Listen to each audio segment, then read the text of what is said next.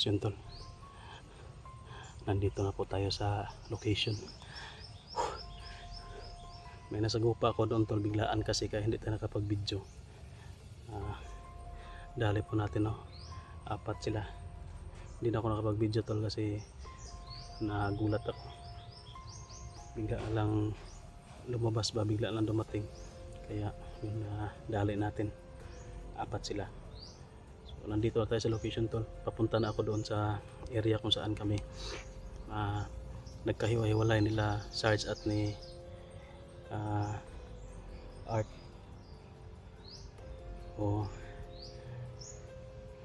Parang tahimik po ang area na ito, pero hindi pa rin tayo pwedeng magkumpiyansa tol kasi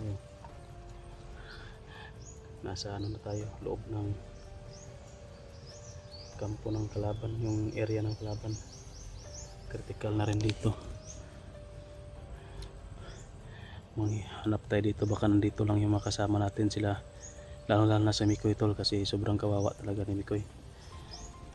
Kita ko sa video ni Mikoy, grabe yung sinapit niya. Buti na lang may tumulong sa kanya, yung si Tinagori, ang misteryosong tao. Sana kakampi namin siya. At sana tuloy-tuloy yung pagtulong niya sa amin, sa mga vlogger nandito, lalo na kay Mikoy na kawawa talaga, may tama at nahihirapan sa paglalakad kasi sa paa yung tama niya. Sidmasid muna tayo tol bago tayo pupunta doon. Nandoon na banda yung ano namin, nasa gupaan namin.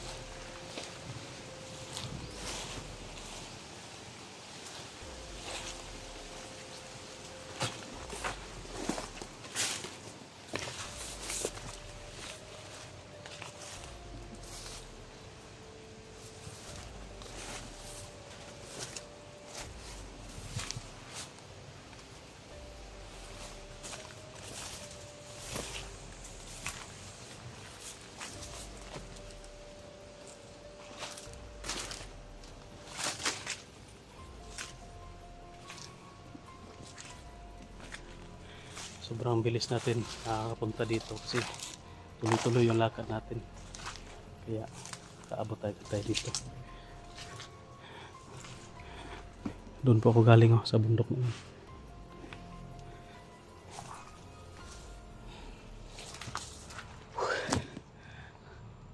Agok muna tayo dito tol, medyo masukal.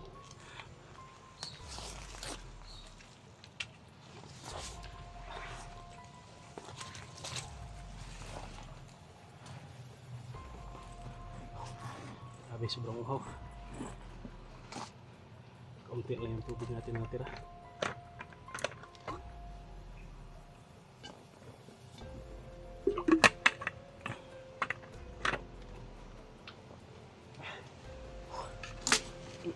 Pero lang natin, baka medyo hindi tayo makakuha ang tubig.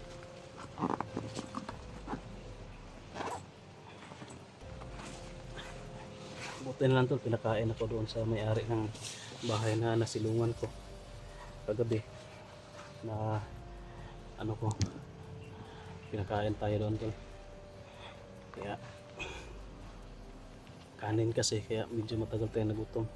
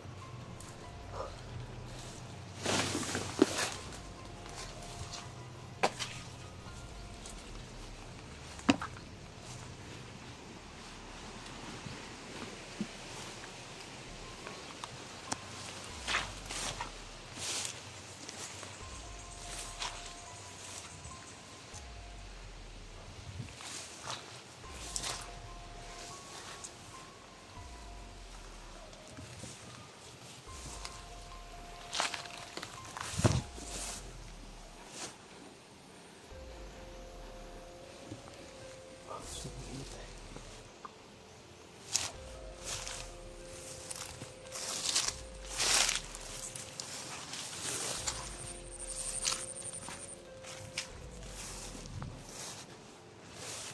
Malapit na tayo.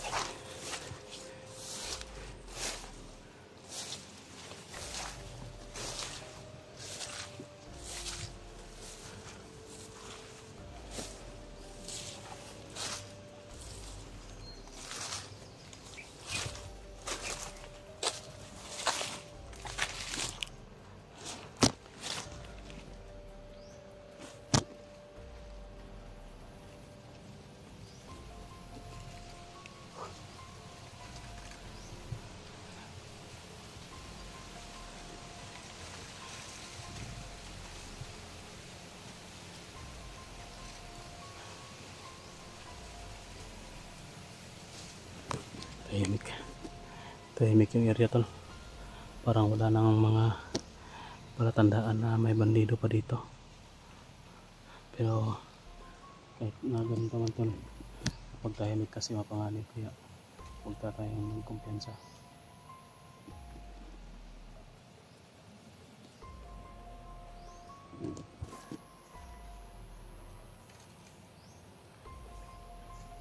Parang may mga boses ako narinig tol. Tingnan natin dito. Masin-masilan tayo.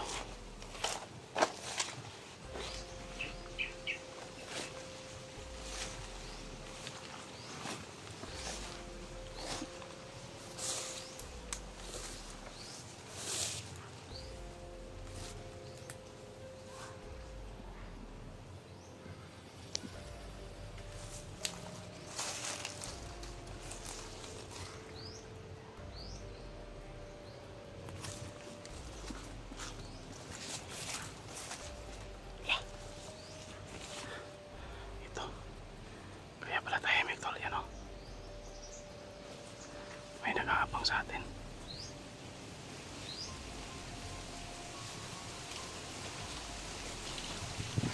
Buti lang tayo yung nakakita.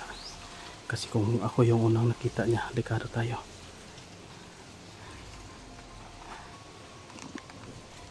Effective talaga yung mag-iingat.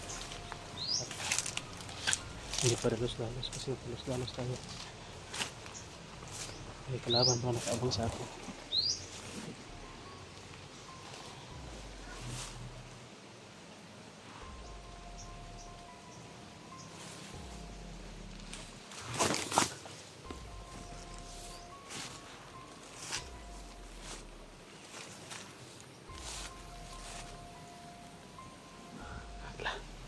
Tumayo nga.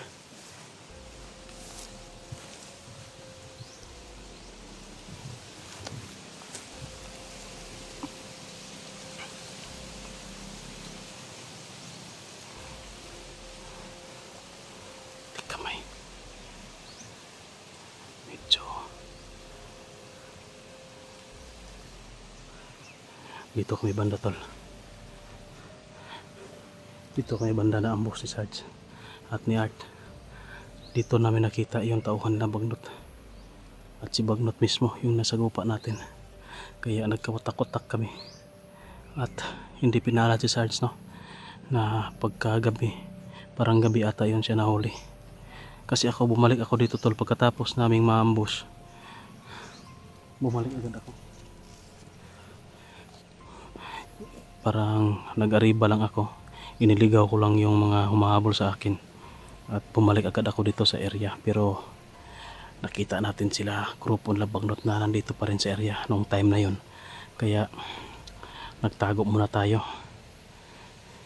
At umalis muna ako para baka mahuli tayo kung matiktikan tayo ni Bagnot na nandito lang tayo sa paligid.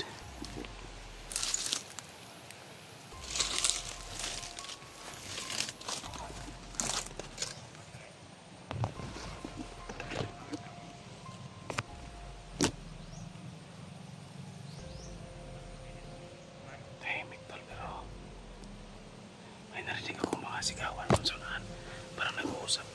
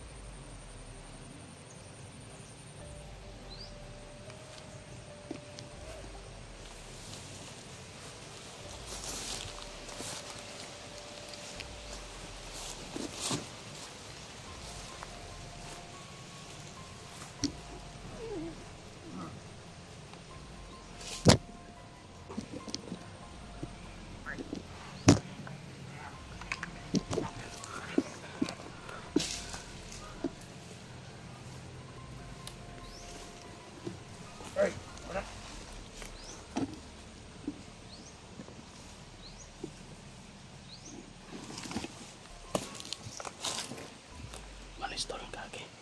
Hindi ka na tayo makita.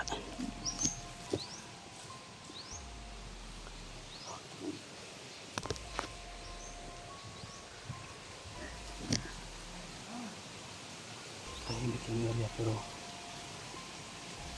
marinig akong mga boses doon sa unahan.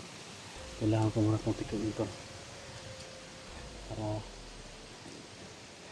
hindi ito maging sagabal sa atin. Silent kill lang tayo. Kailangan di tayo makapaputok.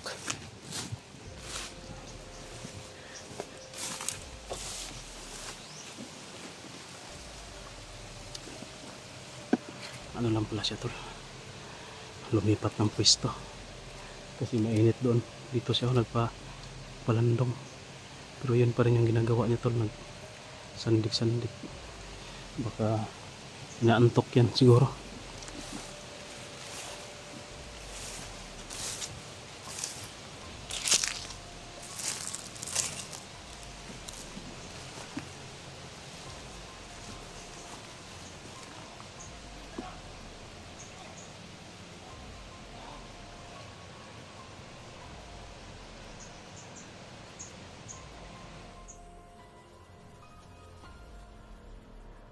Tulog siguro yan tol.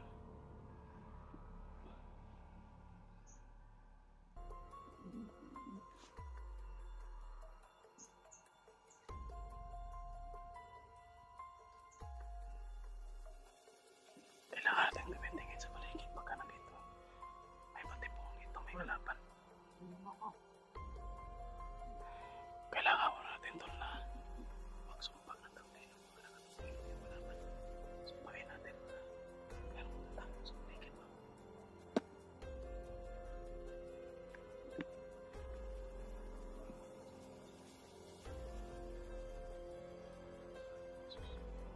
Sumpag.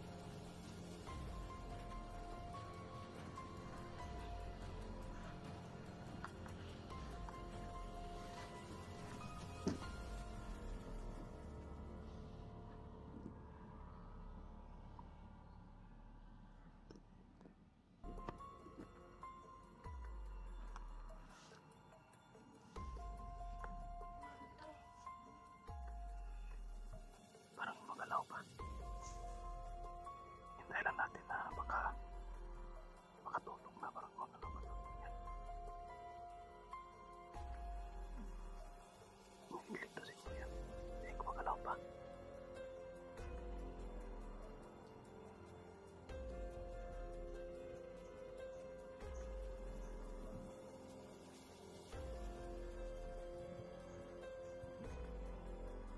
Yan. Ito na yung tamang oras na.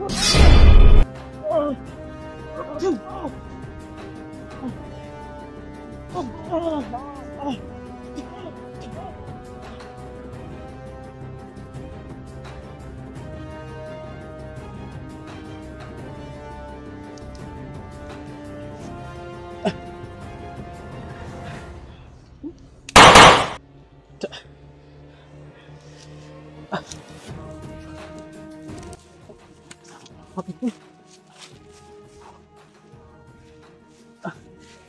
Bilis.